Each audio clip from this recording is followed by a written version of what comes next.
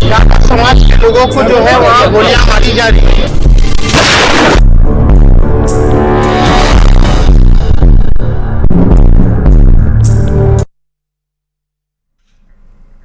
नमस्कार, आप देख रहे हैं अपना बिहार। मैं हूं आपके साथ विभा उपाध्याय। बिहार में कानून व्यवस्था को लेकर विपक्ष और सत्ता पक्ष आमने सामने हैं। उसके बीच चल रही तीखी तकरार से राजनीतिक माहौल गर्मा जरूर गया है। बिहार में लॉ एंड ऑर्डर पर तेजस्वी यादव के एक बयान से बिहार की सियासत इस वक्त गर्म हो चुकी है। यादव को टारगेट करने की बात पर तेजस्वी पर वार और पलटवार दोनों ही शुरू हो चुके हैं और सवाल भी उठने लगे हैं कि क्या अपराध में भी तेजस्वी यादव जाति और धर्म देखेंगे। तेजस्वी यादव ने बिहार की कानून व्यवस्था को खराब बताया और फिर इसे मंगल राज कहते हुए तंज कसा है। वहीं बीजेपी ने लालू राबड़ी के शासनकाल को जंगल राज कहकर पलटवार किया। बीजेपी इसे पुरानी सरकार के समय के अपराधियों की साजिश भी मान रही है। सम्राट चौधरी ने कहा कि सरकार अपराधियों को बचाने वाली नहीं है, अपराधियों पर सख्त कार्रवाई करने वाली ये सरकार है और ये कार्रवाई होगी। अपराधियों को छिपाकर रखने वाली पार्टी आरजेडी है। तो डिप्टी सीएम विजय सिन्हा की तरफ से कहा गया कि आरजेडी ने बिहार में जंगल राज स्थापित कर रखा था, जिसे एनडीए ने उखाड़ फेंका था। अब सवाल है कि क्या तेजस्वी यादव अपराध को जातीय रंग देने की कोशिश कर रहे हैं। पूरी तरीके से घिरी हुई है और पूरी तरीके से फेल हो चुकी है लॉ एंड ऑर्डर को मेंटेन करने में। और छपरा में तो लगातार ऐसी घटनाएं हो रही हैं, लगातार ज्यादा समाज के लोगों को जो है वहाँ गोलियां मारी जा रही है। और पूरे बिहार में आप देखते हैं तो हर एक घटनाक्रम जो है आप लोगों के सामने हमने रखा है। यह पूरा घटना हुआ है बिहार में, पूरी तरीके से अपराधीकरण हो चुका है, अपराध का बोलबाला हो चुका है। किसी को कोई मतलब नहीं है सरकार में बैठे हुए लोगों को कि लॉ एंड ऑर्डर को जो है उस पर कार्रवाई शुरू हो गया है। अपराधी को तो छुपा के यही लोग रखने वाले लोग। भारतीय जनता पार्टी अपराध विरोधी है, अपराधी बख्शे नहीं जाएंगे एकदम। जिन लोगों ने भी अपराध किए हैं किसी भी हालत में बख्शे नहीं जाएंगे। जो अपराधी बिहार के अंदर शराफत की आंसू को बहाता था, हमने उसको खत्म किया था। लेकिन बीच बीच में चोर दरवाजा से ये जंगल राज वाले लोग घुस करके सत्ता में और अपने जंगली मानसिकता के लोगों को पोषित किया, माफियाओं को पोषित किया। और जब बीमारी शरीर में फैलती है तो उस बीमारी के इलाज में समय लगता है। बिहार में क्राइम पर सियासी उबाल, तेजस्वी का सरकार से सवाल, सम्राट का करारा जवाब।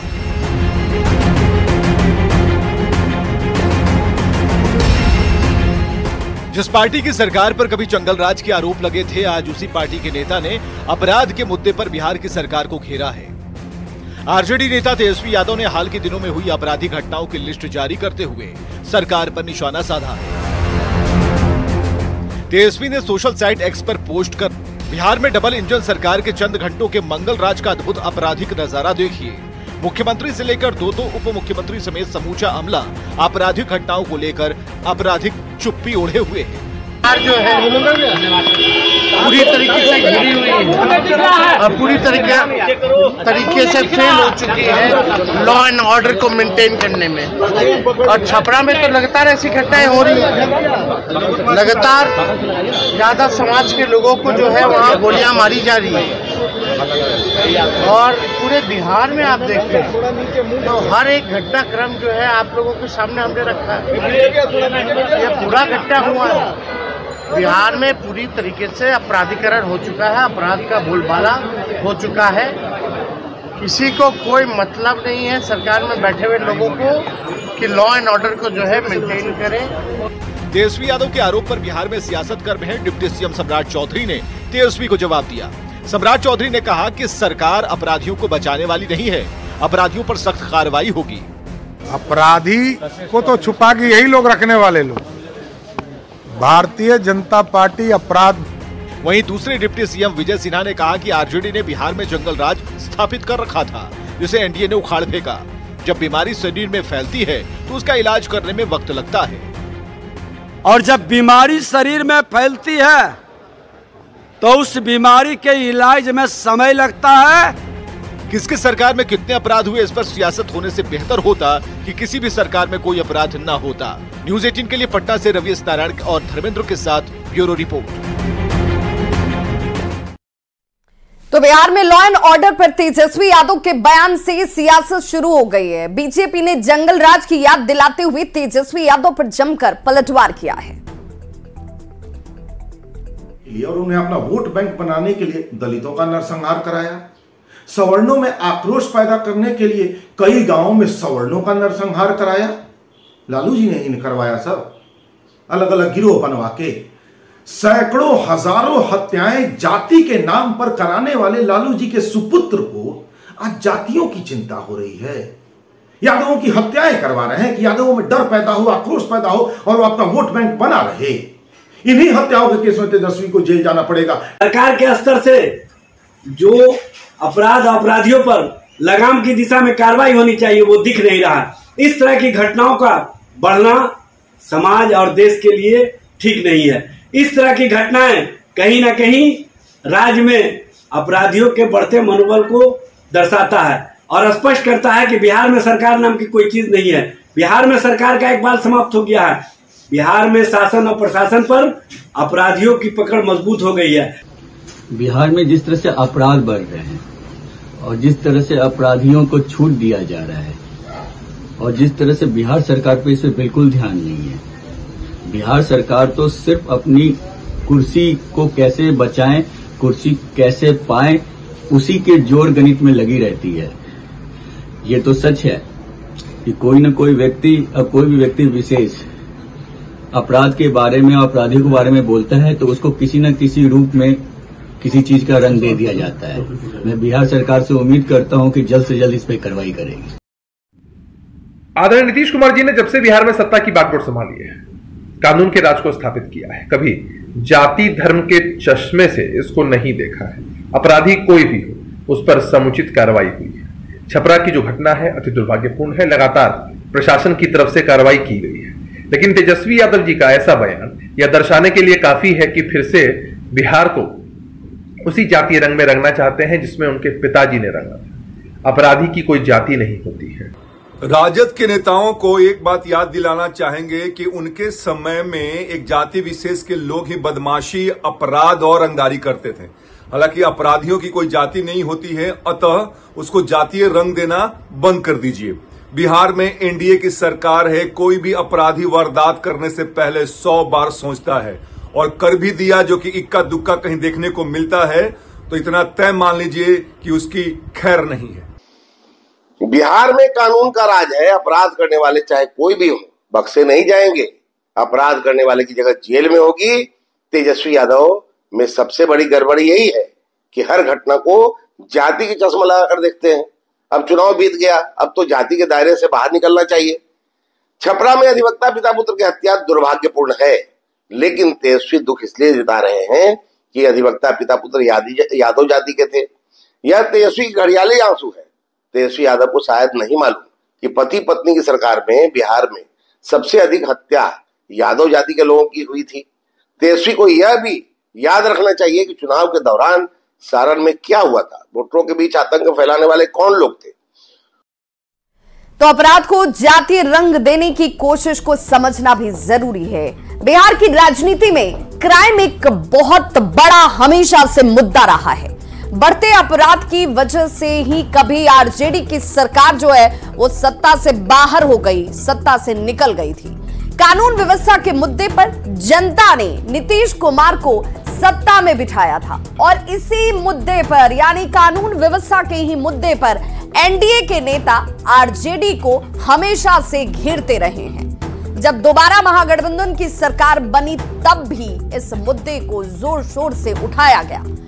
तेजस्वी यादव ने अपराध को जातीय रंग देते हुए कहा कि यादव को टारगेट किया जा रहा है। भाई बीजेपी के नेताओं ने हालांकि यह आरोप लगाया कि आरजेडी के सत्ता में आने के बाद राज्य में अपराध बढ़े हैं, अपराधी बढ़ते हैं। यहां तक कि केंद्रीय गृह राज्य मंत्री नित्यानंद राय ने भी बकायदा आपराधिक वारदातों की एक लिस्ट ही जारी कर दी और उस लिस्ट को जारी करते हुए कहा गया कि बिहार में एनडीए की सरकार है और उसी हथियार से तेजस्वी यादव एनडीए सरकार को अब घेर रहे हैं। तेजस्वी यादव ने हाल के दिनों में आपराधिक वारदातों की एक लिस्ट जारी की है, यानी लिस्ट वाली अब सियासत शुरू हो चुकी है और उस लिस्ट को जारी करते हुए उन्होंने सीएम, डिप्टी सीएम तक पर तंज कसा है। यानी बिहार में उसकी सरकार में ज्यादा तो इसकी सरकार में कम क्राइम की सियासत इस वक्त बहुत तेजी से जोर शोर से चल रही है और ये बताने की कोशिश की जा रही है कि भाई जिस क्राइम को लेकर आप सियासत कर रहे थे वो क्राइम वाली हालात, वो क्राइम वाली स्थिति इस वक्त भी वैसी ही नजर आती है। बेगूसराय से बड़ी खबर, जहां पर बदमाशों ने ताबड़तोड़ फायरिंग की है। इलाके में दहशत फैलाने की कोशिश बदमाशों की तरफ से ही की जा रही है। बंदूक के बट से शख्स को पीटा गया। छेड़खानी के मामले में यह पिटाई की खबर सामने आती हुई भगवानपुर के बनौली गांव की यह घटना है। पुलिस टीम इस मामले की जांच में हालांकि जुट गई है और यह कहा जा रहा है कि भगवानपुर थाना क्षेत्र के बनौली गांव के रहने वाले राम पुकार महतो छेड़खानी के मामले में समझाने बुझाने के लिए पहुंचा हुआ था और तभी असामाजिक तत्व और आपराधिक छवि के लोगों ने उसके ऊपर हमला कर दिया। फिलहाल पुलिस अब इस मामले की जांच की बात कह रही है। मौके से एक पिस्टल और कारतूस की बरामदगी जरूर की गई। 2 आरोपियों को पुलिस ने इस दौरान पकड़ा भी है। लड़का लड़की का मैटर था, उसमें हम पदलेती करने गए। इसी में ये लोग बोला राम पुकार बहुत बोलता है, हमको गोली के बट से ने मारा।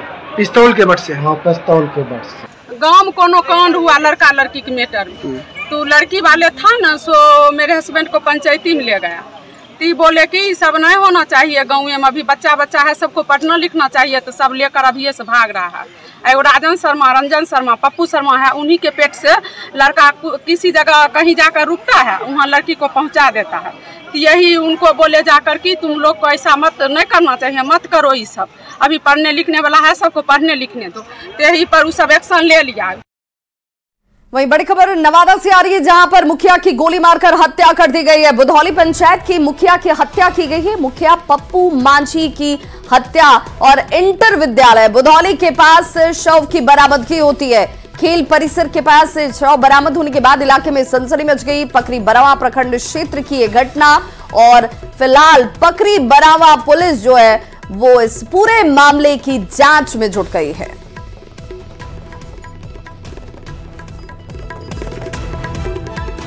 वहीं छपरा से बड़ी खबर, जहां पर महिला की गला काटकर हत्या कर दी गई है। पति पर पत्नी की हत्या करने का आरोप लगा है। गड़खा के फेरूसा का ये पूरा मामला, गड़खा थाना इलाके की ये घटना है और आरोपी पति को गिरफ्तार कर लिया गया है। एडिशनल एसपी इस मामले की छानबीन में जुट गए हैं।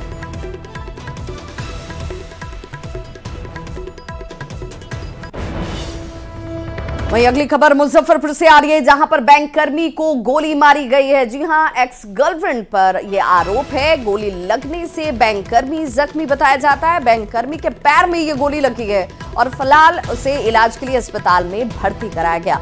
महदैया मठ के पास की यह घटना, जहां पर इस शख्स को गोली मारी गई।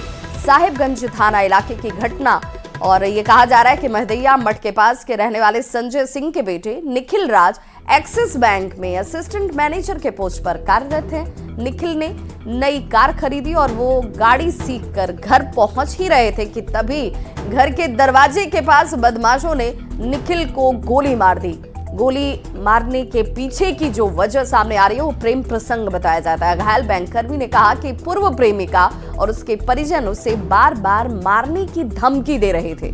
कई साल तक दोनों रिलेशन में रहे, फिर 2 साल पहले ब्रेकअप हो गया। एक्स गर्लफ्रेंड न तो शादी कर रही है और ना ही उसके घर वाले कहीं और ही इस शख्स की शादी होने दे रहे हैं। फिलहाल पुलिस अब इस मामले की जांच में जुट गई है। उसका मेरा रिलेशनशिप था 5-6 साल, वही बनवा दूँ। हाँ, उसके बाद वो रिलेशनशिप में रहने का मन नहीं था, तो अपना आगे वो बनना चाहती थी, तो उसका बाप है ना, मेरा कहीं शादी ठीक होता है तो वो वहाँ परेशान करने लगता है। वही गोली चल रहा है? हाँ वही लड़की जो है सो लड़की और उसका बाप, वो भाई उसका फोन करके धमकी देता है। क्या कहते हैं? और बोलता था मरवा देंगे। पूर्णिया के रुपौली में उपचुनाव का बिगुल बज चुका है और आज से विधानसभा उपचुनाव के लिए नामांकन की शुरुआत भी हो गई है। इसे लेकर प्रशासन की ओर से भी हर तैयारी की जा चुकी है। पूर्व विधायक बीमा भारती ने जेडीयू से इस्तीफा देकर आरजेडी की टिकट पर लोकसभा चुनाव लड़ा था और इस बार भी आरजेडी की ओर से बीमा भारती को मैदान में उतारने की तैयारी की जा रही है। वहीं जेडीयू के उम्मीदवार के रूप में कालाधार मंडल का नाम संभावित सूची में बताया जा रहा है। वहीं पूर्व विधायक और एलजेपी नेता शंकर सिंह भी निर्दलीय ताल ठोक सकते हैं। पूर्णिया सांसद पप्पू यादव ने रुपौली उपचुनाव को सेमीफाइनल बताया और अच्छे प्रत्याशी को सपोर्ट करने की बात कही। विधानसभा का उपचुनाव होना है और वहां से हमारी पार्टी की बीमा भारती जी निरंतर विधायक रही हैं और अभी नोटिफिकेशन हुआ है और पार्टी के शीर्षस्थ नेताओं द्वारा जो फैसला होगा, जो भी प्रत्याशी होंगे, हम लोग उनको जिताने का काम करेंगे। चुनाव होना है, होगा।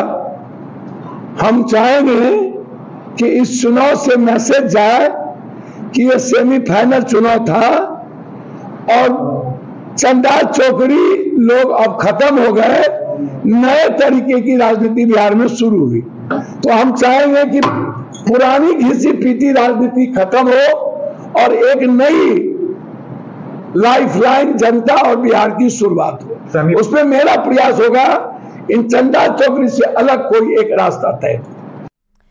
केंद्र में नई सरकार के गठन के बाद बिहार सरकार भी अब पूरी तरह से एक्शन मोड में नजर आ रही है। 3 महीने के बाद आज कैबिनेट की बैठक बुलाई गई है। शाम 4:30 बजे से होने वाली बैठक में कई एजेंडे पर मुहर लगने की संभावना मानी जा रही है और यह कहा जा रहा है कि आज की बैठक में कई विभागों में नौकरियों का पिटारा खुलने की उम्मीद भी है। स्वास्थ्य विभाग, पंचायती राज विभाग के साथ ही शिक्षा और कृषि विभाग में खाली पड़े हुए पदों पर वैकेंसी आने की उम्मीद है। और इस खबर पर ज्यादा जानकारी दे रहे हैं न्यूज़ 18 संवाददाता रजनीश कुमार। बिहार में 3 महीने बाद एक बार फिर से पढ़े लिखे युवा बेरोजगारों के लिए नौकरियों का पिटारा खुलने वाला है। लोकसभा चुनाव खत्म होने के बाद, केंद्र में नई सरकार के गठन के बाद अब राज्य सरकार पूरी तरह से एक्शन में आ गई है। यानी 3 महीने बाद आज राज्य में पहली बार कैबिनेट की बैठक बुलाई गई है। शाम 4:30 बजे सचिवालय में आज मुख्यमंत्री खुद जो है बैठक में भाग लेंगे और इसके साथ साथ तमाम बिहार के मंत्री जो है बैठक में हिस्सा लेंगे। कहा जा रहा है कि स्वास्थ्य विभाग, शिक्षा विभाग, राजस्व एवं भूमि सुधार विभाग, पंचायती राज विभाग में आज कई नई वैकेंसी दी जाएगी और जिस पर मुहर लगेगी। यानी लगातार इंतजार कर रहे हैं युवा जो खासकर पढ़े लिखे हैं, तकनीकी योग्यता रखते हैं, लेकिन उनके लिए राज्य सरकार आज पिटारा खोलने वाली है क्योंकि आगे विधानसभा चुनाव है और 3 महीने तक लगातार सरकार आचार संहिता के बाद चुनाव में व्यस्त रही है। चुनाव खत्म हुआ है, नई सरकार केंद्र में बन गई है, अब राज्य में नौकरियों का पिटारा खुलेगा। स्वास्थ्य विभाग की अगर बात करेंगे, पहले ही स्वास्थ्य मंत्री मंगल पांडे ने 45,000 नौकरियों की एक तरह से घोषणा कर दी है। दूसरी तरफ पंचायती राज विभाग में भी 15,000 नई नियुक्तियां होंगी, इसकी भी घोषणा कर दी गई है। कुल मिलाकर आज सबकी निगाहें जो है 3 महीने बाद होने वाली पहली कैबिनेट की बैठक पर टिकी हुई है। शाम 4:30 बजे जो है बैठक बुलाई गई है। बैठक के बाद तकरीबन 6 बजे तक जो है पता चलेगा कि आखिर बैठक में कितने एजेंडे पर मुहर लगी है, इसके साथ साथ कितने विभाग में कितनी वैकेंसियां आई है। कैमरामैन अमित के साथ रजनीश कुमार, न्यूज़ 18 पटना। और मौसम विभाग की तरफ से पूर्वानुमान जो है वो जाहिर किया गया है, जिसमें बिहार में 16 जून तक मॉनसून दस्तक देगा। ये खबर इस वक्त सामने आती हुई, यानी कि गर्मी से लोगों को राहत की उम्मीद के तौर पर इस खबर को देखना चाहिए। पश्चिम बंगाल के इस्लामपुर में कई दिनों से मॉनसून का ठहराव बना हुआ है। किशनगंज के रास्ते बिहार में मॉनसून प्रवेश करेगा। प्री मॉनसून बारिश भी नहीं हो सकी है असरदार तरीके से। अब तक महज 14.4 मिलीमीटर बारिश ही दर्ज की गई, जबकि अब तक 42.7 मिलीमीटर बारिश हो जानी चाहिए थी। सामान्य से 66% कम बारिश होना और यही वजह है कि ज्यादा तपिश इस वक्त लोग महसूस कर रहे हैं। अगले 2 दिनों तक बिहार में लू से लोगों को राहत नहीं मिलने वाली है। अधिकतम तापमान जो है वो 44 से 45 डिग्री तक रहने की संभावना है।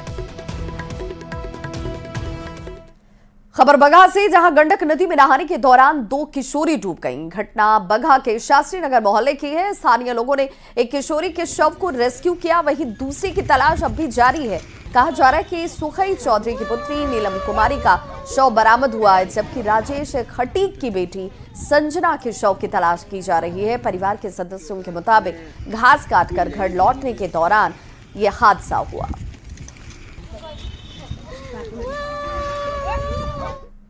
तो इस बुलेटिन में बस इतना ही। चलते चलते नजर डालते हैं इस वक्त के हेडलाइंस पर।